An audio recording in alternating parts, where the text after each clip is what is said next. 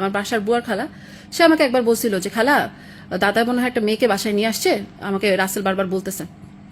তো আমি বলছি আরে তোমরা এত খারাপ, তোমরা এইসব ভাবো? আমি যদি একটা মেল কলিগ আমার বাসায় এমনি আসে তাহলে তোমরা এটাই ভাববা?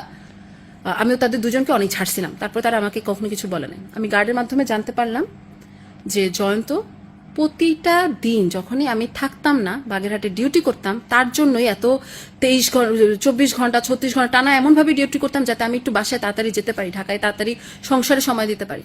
তখনই সেই মেয়েটাকে নিয়ে আসতো। কি করতো এটা তো বুঝাই যায়। আমি যখন দেখলাম যে ভাবলাম যে আমারই বিছানায়, আমারই বেডশিটে আমাকে আবার গার্ড এভাবে বলতেছে, ম্যাডাম মাঝে মাঝে 7.5 ঘন্টা থাকতো, মাঝে মাঝে 4.5 ঘন্টা থাকতো। আমি বললাম লাস্ট কবে আসছে? ম্যাডাম আপনি এই যে বৃহস্পতিবার বিকাল আসছেন না, ওই দিনও তো আসছে। ম্যাডাম মনে আছে আপনি একদিন ট্রেনিং এ গেছিলেন শাড়ি পরে, আপনি ট্রেনিং এ যখনই বের হয়েছেন তারপর পরই নিয়ে আসছে, আপনি যখন আবার ট্রেনিং থেকে ফিরছেন তার